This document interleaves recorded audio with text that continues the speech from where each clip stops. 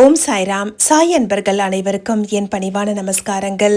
இப்போ நீங்கள் பார்த்துக்கிட்டு இருக்கிறது எங்கள் வீட்டில் ஸ்ரீராம நவமி அன்னைக்கு எங்கள் பாபாவுக்கு நான் பூஜை செய்து அவருக்கு பிடித்த விஷயங்களை நான் இன்று என்னென்னலாம் செஞ்சேன், அதன் மூலமாக பாபா எந்த அளவுக்கு மகிழ்ந்தார், இந்த நல்ல நாளில் பாபா எனக்கு செய்த அற்புதம் என்ன அப்படிங்கிறத தான் இந்த பதிவில் நீங்கள் பார்க்க போகிறீங்க.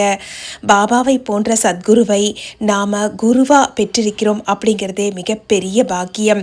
நாம் பாபாவை வணங்குறதுக்கு முன்னால் ஒரு வாழ்க்கையும் நாம் அவரை வணங்கினதுக்கு பின்னால் இருக்கக்கூடிய மாற்றம் நிறைந்த வாழ்க்கையும் சொல்வதற்கு வார்த்தை கிடையாதுங்க. பாபாவின் பக்தர்களால் மட்டுமே இதை உணர முடியும். நாம் என்னென்னலாம் வேணும்னு நினைக்கிறோமோ அதில் எது நமக்கு நல்லதோ அது எல்லாத்தையும் பார்த்து ஒரு தாயை போல வழங்கக்கூடியவர் தான் நம்மளுடைய சாய். அவர் அருள் புரிந்து நமக்கு என்ன கொடுக்கணும்னு நினைக்கிறாரோ அதை நாம் கேட்கறத விட நிறைய வாரி வாரி கொடுப்பாருங்க. பாபாவினுடைய இந்த ஸ்ரீராம நவமி வழிபாட்டில் பார்த்தீங்கன்னா அவர் எனக்கு என்னெல்லாம் சொன்னாரோ அதெல்லாம் செஞ்சுருக்கேங்க. எல்லாமே எல்லாராலையும் செய்ய முடியாது, ஒரு சில விஷயங்களை செய்ய முடியும், அதைத்தான் நான் செஞ்சேன். நீங்கள் இப்போ பார்த்துட்ருக்கிற இந்த பாபா புலியூர் கண்டிகை அப்படிங்கிற திருவள்ளூருக்கு பக்கத்தில் வேப்பம்பட்டுக்கு மிக அருகாமையில் இருக்கக்கூடிய பாபாவினுடைய படம் தான்.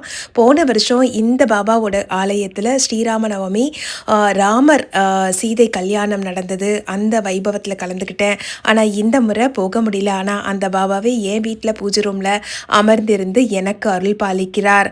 ராமநாமத்தை சொல்ல சொல்லி பாபா சொல்வார், அதை இன்னைக்கு நல்லாவே செஞ்சாச்சு. அன்னதானம் பண்ணணும்னு சொல்வார், அதையும் செஞ்சாச்சு. சாய் சச்சரிதத்தை முழுமையாக நமக்கு மனசு நிறையும்படியாக அதை பாராயணம் பண்ணணும்னு சொல்வார், அதையும் செஞ்சாச்சு. என்னால் முடிஞ்ச நெய்வேத்தியங்களை வச்சு பாபாவை வழிபாடும் செஞ்சாச்சு. அவருடைய பாதார விந்தங்களை பணியும் பாக்கியம் இன்னைக்கு இந்த நல்ல நாளில் கிடைச்சது. பாபா ராமநாமத்தை அடிக்கடி உச்சரிக்க சொல்லி சொல்வாருங்க. ராமநாமத்துக்கு நிகர் ராமநாமம் மட்டுமேன்னு சொல்வார். ஏன்னா வாழ்க்கையில் இருக்கக்கூடிய மிகப்பெரிய துன்பங்களை நாம் கடந்து வரணும்னா அதுக்கு ஒரே உபாயம் ராமநாமம். எந்த கடவுளுடைய நாமமும் சிறந்தது தான், அதுலேயும் சிறப்பானது ராமநாமம். நம்முடைய கஷ்டம் எல்லாத்தையும் தீர்த்து வைக்குங்க. இன்றைக்கி ராமநவமி அன்னைக்கு நான் இந்த வழிபாடை செஞ்சேன்.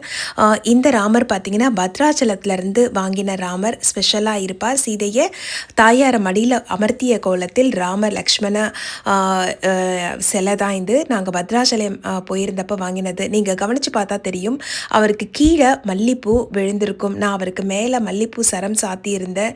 இன்றைக்கி பூஜை முடிஞ்சதுக்கு அப்புறமா நான் அதை கேப்சர் பண்ண முடியல. ஏன்னா பூஜை ஆரத்தியின் நேரத்தில் இந்த ஒரு அற்புதத்தை ராமர் நிகழ்த்தினார். பார்த்திங்கன்னா தெரியும், மல்லிகை சரம் கீழே விழுந்திருக்கும். இந்த அற்புதம் தான் பாபா எனக்கு இன்னைக்கு நிகழ்த்தினார். ராமநாமத்தை ஜபித்தால் ராமனின் அருள் கிடைக்கும்னு பாபா சொன்னது இன்னைக்கு எனக்கு பூஜையில் ஒரு மிகப்பெரிய அற்புதத்தை நிகழ்த்தி காமிச்சார். இதில் என்ன பெரிய அற்புதம் இருக்கும்னு நீங்கள் கேட்கலாம். ஒன்றுங்க, நாம் அற்புதத்தை காணணுன்றதுக்காக பக்தி பண்ணக்கூடாது. பாபாவை ஷீரடியில் போய் பக்தர்கள் பார்க்கும்போது இங்கே அற்புதத்தை பார்க்கறதுக்கு வரவங்களா இருந்தால் வர வேண்டான்னே சொல்வார். ஏன்னு கேட்டிங்கன்னா, பாபா அவர் நிகழ்த்தக்கூடிய அற்புதங்கள் தானாக எதேச்சையாக நடக்கும். அதை நம்மளால் உணர முடியும். அப்படி நாம் உணர்ந்த விஷயங்கள் நமக்காகவே பாபா அருளியது. கீழே பார்த்தீங்கன்னா தெரியும், மல்லிகை சரம் விழுந்திருக்கும். கரெக்டாக பூஜை நேரத்தில் ராமர் வந்து மல்லிகை சரத்தை கொடுத்து இந்த ராமநவமியை நாம் செஞ்ச வழிபாடை ரொம்ப எளிமையாக தாங்க செஞ்சது. ரொம்பவே எளிமையான பிரசாதம், பால், பழம், உங்களுக்கு தேங்காய்.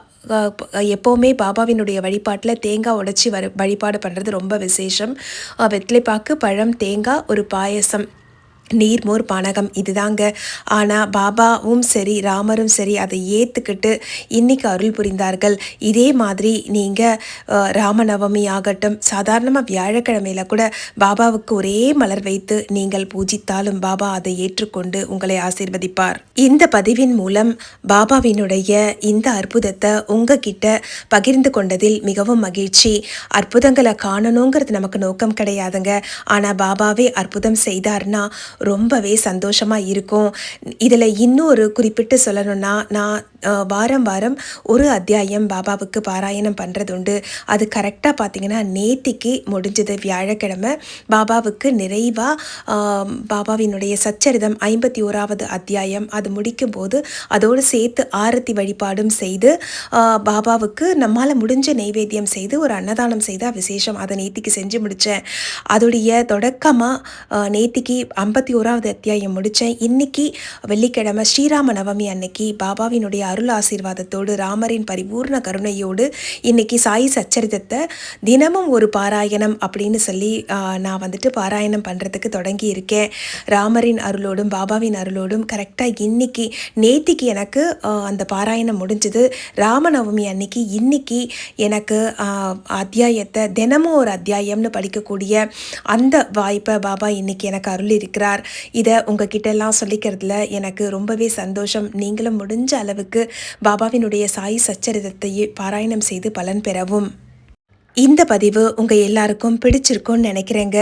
இந்த பதிவை நான் உங்களுக்கு ஷேர் பண்ணதுக்கான முக்கிய நோக்கமே நம்பிக்கையோட பாபாவை வழிபட்டால் நமக்கானது எல்லாத்தையும் தந்தருள்வார் என்பது சர்வ நிச்சயம்.